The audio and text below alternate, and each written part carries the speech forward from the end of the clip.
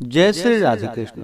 आप सभी का आपके अपने YouTube channel VK Mishra present में बहुत बहुत स्वागत है। आप सभी भक्तों को षटतिला एकादशी व्रत की ढेर सारी शुभकामनाएं। आप सभी के जीवन में भगवान विष्णु माता लक्ष्मी की कृपा से आप सभी को सभी प्रकार के सुख और समृद्धि की प्राप्ति हो। माघ मास के कृष्ण पक्ष में पड़ने वाली एकादशी को इसे षटतिला एकादशी के नाम से जाना जाता है। इस दिन भगवान विष्णु, माता लक्ष्मी और भगवान विष्णु के श्री कृष्ण स्वरूप का पूजन किया जाता है। जो भी भक्त सच्ची श्रद्धा के साथ, नियम और निष्ठा के साथ षटतिला एकादशी का व्रत करते हैं, भगवान विष्णु, माता लक्ष्मी, भगवान श्री कृष्ण का पूजन करते हैं, तो इस व्रत के प्रभाव से व्यक्ति के सभी प्रकार के पापों का नाश होता है। इस व्रत को करने से जानते हुए भी पाप नष्ट हो जाते हैं। यह व्रत सद्बुद्धि एवं आरोग्यदायिनी एकादशी कहलाती है। षटतिला एकादशी के व्रत में जो कि तिल के 6 प्रकार के कार्य बतलाए गए हैं। इस दिन तिल स्नान, तिलों से उपटन, तिल का हवन, तिलोदक पान, तिलों का आहार तथा तिलदान, यह षट कर्म करने का विधान है। यानी कि 6 प्रकार के तिल के प्रयोग करनी चाहिए। और इस दिन भगवान को विशेष करके भगवान श्री कृष्ण, भगवान विष्णु को जो कि पेठा, नारियल, सीताफल, सुपारी आदि अवश्य ही अर्पित करनी चाहिए। और गुड़ तथा तिल से बने हुए वस्तु भगवान को अवश्य ही अर्पित करनी चाहिए। इससे अनंत फलों की प्राप्ति होती है। तो आइए सुनते हैं षटतिला एकादशी व्रत की कथा। तो बोलिए प्रेम से भगवान विष्णु की जय, माता लक्ष्मी की जय, भगवान श्री कृष्ण की जय, एकादशी माता की जय, सर्वदेवी देवता की जय। बहुत समय पहले की बात है। एक समय दालभ्य जी ने प्रजापति ब्रह्मा जी के पुत्र पुलस्त जी से प्रश्न किया कि हे प्रभु, क्या कोई ऐसी भी शक्ति या उपाय है कि जिसके करने से ब्रह्म हत्या करने इत्यादि के कुटिल कर्मों के पापों से मनुष्य सरलता पूर्वक छूट जाए? भगवान, यदि सचमुच ही कोई ऐसा उपाय है तो आप कृपा कर मुझसे कहिए, मेरी सुनने की बहुत ही इच्छा है। पुलस्त जी ने कहा कि हे महाभाग, तुम धन्य हो जो संसार के उपकारार्थ इस प्रकार का प्रश्न किया है। अस्तु, अब मैं तुमको अत्यंत सुंदर, देवताओं को भी दुर्लभ और जो अभी तक प्रकाश में नहीं आया वही पवित्र मनोवांछित फलों को देने वाला यत्न तुम्हारे सामने वर्णन करता हूँ। तुम सावधान होकर सुनो। माघ मास के आरंभ होते ही नित्य कर्मों से निवृत्त हो स्नान आदि कर अपने आप को अत्यंत शुद्ध व पवित्र कर, अपने मन और आत्मा को शुद्ध कर, अपने इंद्रियों को भी दमन करे और काम, क्रोध, अभिमान, ईर्ष्या, पिशूनता इत्यादि को त्याग कर भगवान का स्मरण करता हुआ पुष्य नक्षत्र में गोमय यानी कि गोबर को एकत्रित कर उसमें तिल एवं कपास मिला हुआ कंडे पाथे और उनसे नित्य प्रति 108 हवन किया करे। इस प्रकार जब माघ कृष्ण दशमी का दिन आवे, पूर्वाषाढ़ा नक्षत्र हो अथवा मूल नक्षत्र हो, उसमें नियम पूर्वक मन को शुद्ध कर भगवान का पूजन कर और एकादशी के दिन एकादशी का व्रत करके रात्रि में कृष्ण नाम का संकीर्तन करते हुए जागरण करे। और दूसरे दिन द्वादशी को भी स्नान कर विधिवत भगवान श्री कृष्ण का चंदन, अगर, कपूर और फूल मालाओं द्वारा श्रद्धा पूर्वक पूजन करके नैवेद्य में खिचड़ी अर्पण करे और खिचड़ी से व्रत का पारण करे तथा भगवान के नाम की स्तुति करता हुआ तिल, गुड़, कुम्हड़ा, नारियल और सीताफल इत्यादि कृष्णार्पण करके ब्राह्मणों को देवे एवं उनकी स्तुति करे। हे कृष्ण, आप आर्तहरण, असरण, शरण दीनों का प्रतिपालन करने वाले तथा अधर्मी का उद्धार करने वाले हैं। हे नाथ, हम संसार सागर में डूब रहे हैं। हे पुंडरीकाक्ष भगवान, भव भय भंजन, हमारी रक्षा कीजिए।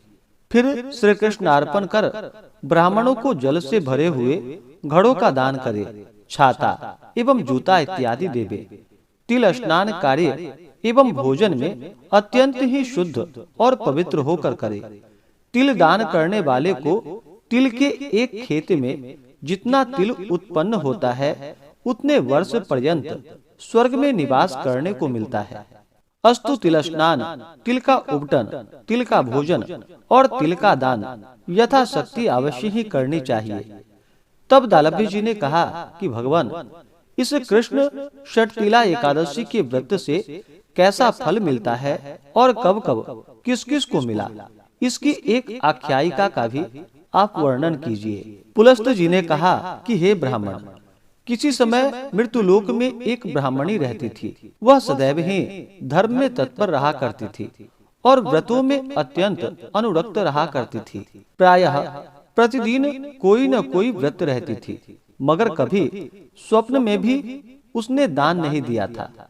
उसकी ऐसी दशा को देखकर भगवान श्री कृष्ण ने विचार किया कि इससे कुछ दान करवाना चाहिए, क्योंकि बिना अन्न दान दिए इसका निस्तार नहीं होगा।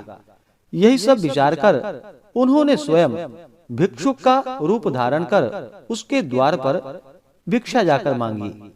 ब्राह्मणी तो देना जानती ही नहीं थी, तथापि उपहास करने की मुद्रा से उसने भगवान की झोली में मृत पिंड डाल दी, यानी कि मिट्टी की ढेली डाल दी। वे उसको ही लेकर चुपचाप चले आए। कुछ दिनों बाद जब वह तापसी ब्राह्मणी इस लोक को छोड़कर परलोक सिधारी, तो उसी मृत पिंड के प्रभाव से उसे एक सूना भवन रहने को मिला।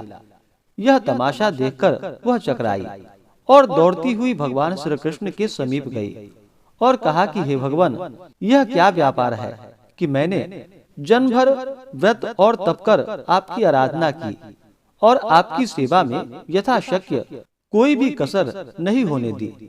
फिर यहाँ पर मेरा यह घर सर्व वस्तुओं से विहीन क्यों है? भगवान श्री कृष्ण ने कहा, तुम अपने घर जाकर अपना किवाड़ बंद करके बैठो। जब तुम्हें देखने के लिए अप्सराएं और देवांगनाएं आएंगी तो तुम अपना किवाड़ मत खोलना।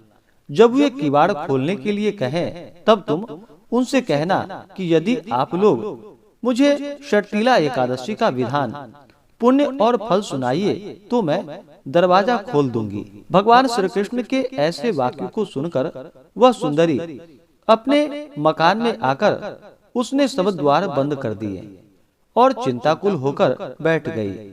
यथा समय दिवांगनाएं आईं और उसने किवाड़ खोलने के लिए कहा। तब उसने वे ही वाक्य उन लोगों से कहे जो भगवान श्री कृष्ण ने कहे थे। उनके ऐसे वाक्यों को सुनकर एक स्त्री ने षटतिला एकादशी व्रत विधि बतलाई और उसके दर्शन किए, उसके अनुपम तेज का अवलोकन किया।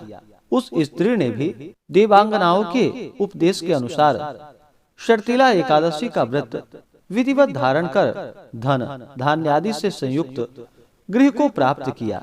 इसलिए इस षटतिला एकादशी व्रत के साथ साथ तिल और वस्त्र का दान अवश्य ही करने चाहिए।